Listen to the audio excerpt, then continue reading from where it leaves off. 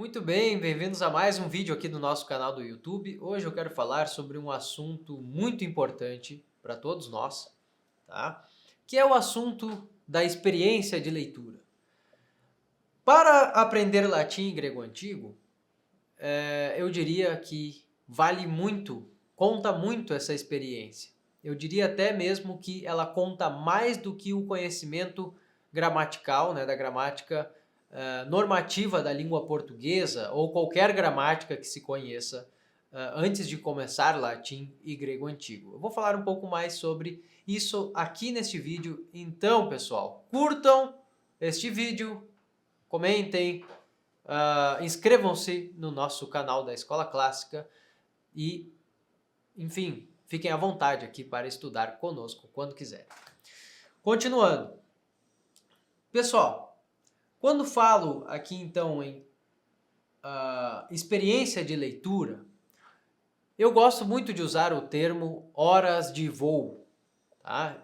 Acho que aqui no Instituto, até mesmo o professor Clístenes fala sobre horas de voo. Né? Nós precisamos de certas horas de voo na leitura e eu sempre também gosto de especificar que horas de voo na leitura não quer dizer qualquer voo. Tá? Não quer dizer assim, pega um livro aleatório qualquer da minha estante, pego, sei lá, um livro de uma coisa que não me interessa muito, mas vou ler para ter algumas horas de voo. Eu não gosto muito dessa proposta, acho que isso não é uma coisa que nos interesse realmente, né? Ter estas horas de voo com qualquer livro. Mas nós devemos então acumular aqueles livros, ou ter ali alguns livros, alguns romances, algumas narrativas, alguns livros de história, pode ser, tá? Que nós vamos pegar apenas para conversar um pouco com aqueles autores. Gosto também de pensar que nós conversamos com certos autores. Bom, é claro que essa experiência de leitura acumulada nos leva a ter uma familiaridade com as palavras, com as estruturas frasais que nós conhecemos. Então nós temos essa experiência acumulada com estas palavras, e quando nós vemos um exemplo na gramática, nós já entendemos o que está acontecendo e assim podemos analisar melhor aqueles discursos que estão ali. Isto vai valer para o estudo de latim e para o estudo de grego, sem dúvida alguma. Então, mesmo que eu ainda não leia num nível mais alto, não leia os clássicos com desenvoltura, vale a pena pegar alguns outros livros, podem ser outros livros do método natural. Eu tenho inúmeras opções, tá? Nós temos aqui inúmeras indicações. Tem no próprio canal do YouTube indicações de outros livros que podem ser lidos nos níveis de quem está praticando o latim pelo método natural. Por exemplo, tem outros livros que podem ser lidos em cada nível do Família Romana, por exemplo. No grego também temos outras opções, tá? Eu não vou aqui colocar essas opções agora porque o meu foco é movê-los a procurá-las, movê-los a não só procurá-las em grego e latim, mas em todo tipo de leitura que fizerem e em todo tipo de ciência que vocês estudarem. Então, ler esses discursos, ler estas narrativas de certo nível de leitura, principalmente no nível que nós já estamos, é como ter horas de voo, é como estar ali acostumado a conversar com autores, a imaginar aquilo que eles estão dizendo, a dar atenção a alguém.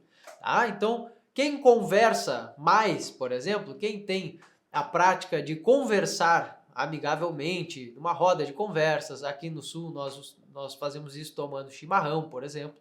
Tá? Então, quem tem esse bom hábito, mas de ter boas conversas, não somente a fofoca da mais baixa, né? Mas quem tem aí uma certa procura ter uma conversa civilizada, até mesmo procurar entender algo. Normalmente nós fazemos isso com nossos professores, né? Procurar conversar para compreender algo que nós ainda não compreendemos.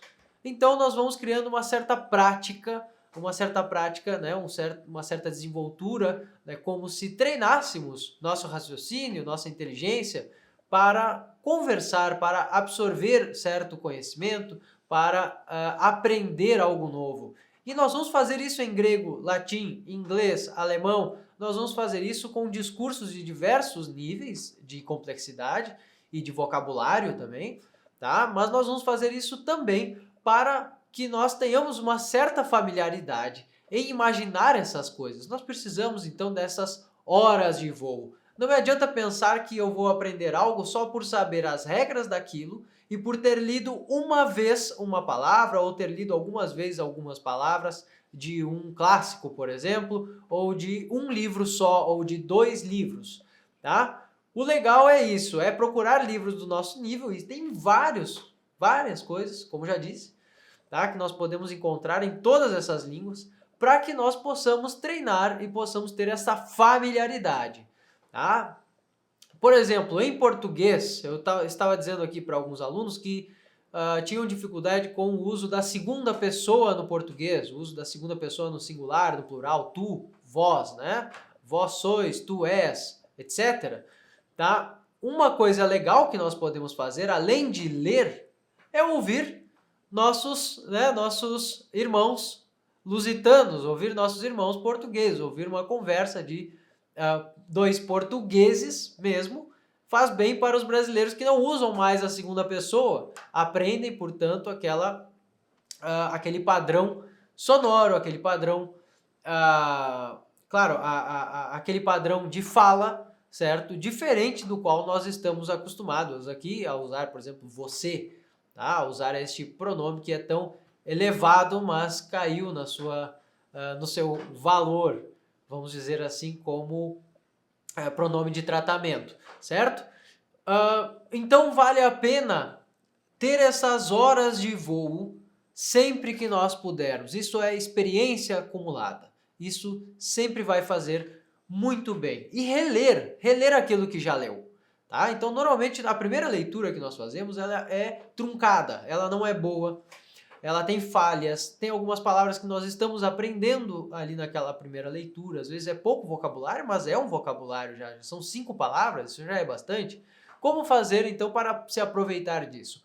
Relendo o texto. Eu tenho lá um livro como este aqui, como o Atênade, por exemplo. Eu uso o Atênade para aprender grego. Quantas vezes eu devo ler o Atênade? A minha resposta, 10, 20, 30, não importa quantas vezes nós tenhamos de ler esse texto. Nós vamos ler quantas vezes for necessário até que se tenha uma familiaridade com aquele vocabulário. Faz bem para nós. Eu não preciso sempre ler absolutamente devagar, tá? Então a minha primeira vez às vezes é devagar, às vezes é lento. Tá? A segunda não precisa ser tão devagar. Aquilo que já é conhecido, aquelas partes que eu já conheço, eu não necessariamente preciso pular, mas ler um pouco mais rápido, talvez, já compreender de primeira aquilo ali, tá? Assim nós elevamos também essa nossa habilidade imaginativa aqui para a leitura. Isso faz toda a diferença nos nossos estudos, pessoal. Tá? Ainda mais se nós relermos o segredo para acertar os exercícios, tá? O segredo para acertar aqui de primeira ou acertar quase de primeira esses exercícios do livro de latim, do livro de grego, é a releitura. É a releitura ou a leitura de algo no mesmo nível. Para isso nós vamos ter lá o Família Romana, por exemplo, e o livro que vai usando do mesmo vocabulário paralelamente aos capítulos, que é o Colloquia Personarum, por exemplo.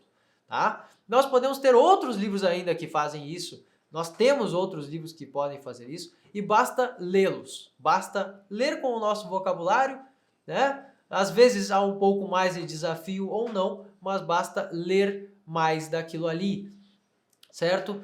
Em português, vale a pena manter as nossas leituras também de acordo com nossos interesses, como eu falei, para que nós tenhamos mais familiaridade com a língua também.